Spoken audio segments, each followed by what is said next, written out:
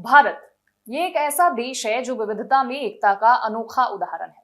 28 राज्यों और 8 केंद्र शासित प्रदेशों के साथ ये विश्व का सबसे बड़ा लोकतंत्र है।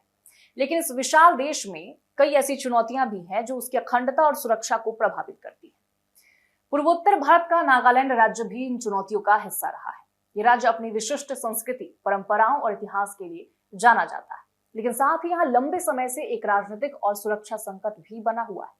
नागालैंड की समस्या केवल क्षेत्रीय समस्या नहीं, बल्कि सीधे भारत की संप्रभुता और एकता से जुड़ी हुई है। नमस्कार, मैं निशा राय आपके साथ और आप देख रहे हैं इन खबर। हाल ही में भारत के गृह मंत्रालय ने नागालैंड की खापलांग गुट यानी NSCN-K को अवैध संगठन घोषित कर दिया है। ये प्रतिबंध 28 सितंबर 2025 से लागू हो जाएगा। ये फैसला इसलिए अहम है क्योंकि ये न केवल नागालैंड बल्कि पूरे भारत के लिए एक बड़ा संदेश है कि भारत अपनी सीमाओं और संविधान की रक्षा के लिए हमेशा सतर्क और मजबूत रहेगा। इस वीडियो में हम NSCN-K के इतिहास, उनकी गतिविधियों, इस प्रतिबंध के कारण और उसके भारत पर प्रभाव के बारे में विस्तार से जानेंगे। क्योंकि जब बात होती है भारत की अखंडता की, तो हर एक राज्य और वहां की सुरक्षा हमारे देश के भविष्य से जुड़ जाती है।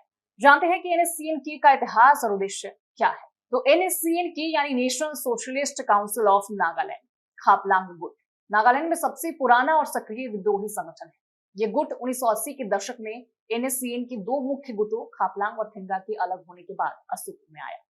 NSCN की स्थापना ही नागालैंड में एक स्वतंत्र नागा राष्ट्र की मांग के लिए हुई, जो भारत के साथ राजनीतिक और क्षेत्रीय संघर्ष का मुख्य कारण है। NSCN-K का उद्देश्य एक ऐसे स्वतंत्र नागा राष्ट्र की स्थापना है जो वर्तमान भारत के नागालैंड के अलावा आसपास के कुछ राज्यों जैसे अरुणाचल प्रदेश, मणिपुर, असम और मेघालय के हिस्सों को भी शामिल करता है। ये मांग भारत के संविधान और क्षेत्रीय अखंडता के खिलाफ एक बड़ा चैलेंज है, क्योंकि भारत एक समृद्ध राष्ट्र है जिसकी सीमाएं संविधान और अंतर्राष्ट्रीय मान्यताओं से सुरक्षित है।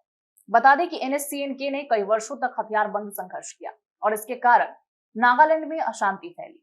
भारत सरकार ने इस गुट से कई बार बातचीत भी की, लेकिन उनकी मांगे इतनी व्यापक और कट्टर थी कि कोई अस्थायी समाधान नहीं निकला।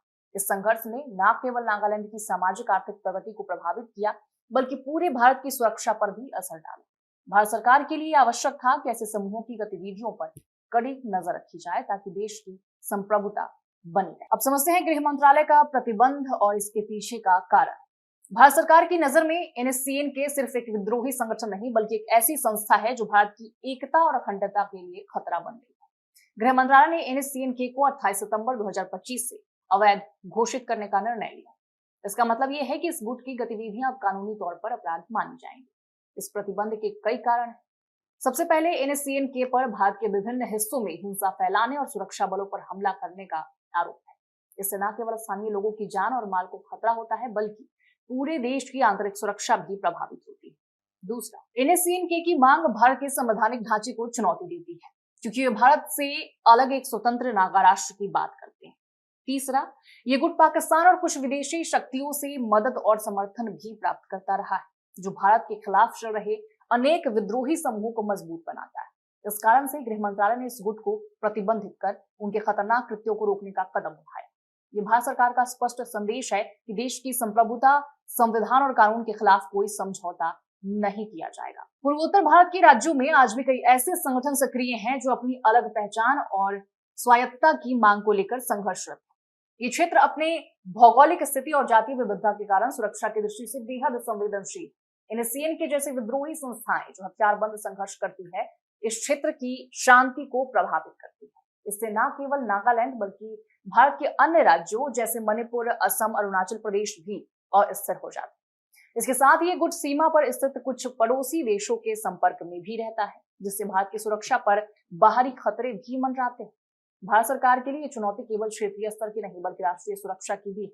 इसलिए NSCN-K जैसे संगठनों के खिलाफ सख्त कार्रवाई इस क्षेत्र की स्थिरता और भारत की संप्रभुता के लिए जरूरी। अब समझते हैं NSCN-K की गतिविधियां और भारत सरकार की इस पर प्रतिक्रिया। तो NSCN-K ने दशकों से कई हिंसक गतिविधियों को अंजाम दिया है। इनके तहत हथियारबंद संघर्ष, धमकियां, सुरक्षा कर्मियों पर हमले और कई बार आम जनता को भी निशाना बनाया गया। भारत सरकार ने इस समूह के खिलाफ कई बार सशस्त्र और कूटनीतिक उपाय अपनाए। NSCN-K के साथ कई दौरे की बातचीत भी हुई, लेकिन उनकी मांगों में अधिकतम कट्टरता के कारण समाधान निकालना मुश्किल रहा। सरकार ने सुरक्षा बलों को मजबूत किया और विभिन्न नियंत्रण उपाय लागू किए। इसके बावजूद NSCN-K की गतिविधियां लगातार भारत की आंतरिक सुरक्षा के लिए खतरा बनी रही। इस कारण गृह मंत्रालय ने इस संगठन को प्रतिबंधित करने का निर्णायक कदम उठाया। अब जानते हैं कि इस प्रतिबंध का असर क्या हुआ नागालैंड और भारत पर। गृह मंत्रालय का ये कदम नागालैंड में शांति स्थापित करने की दिशा में एक बड़ा प्रयास है। इस प्रतिबंध से NSCN-K के सदस्यों के खिलाफ कानूनी कार्रवाई संभव होगी।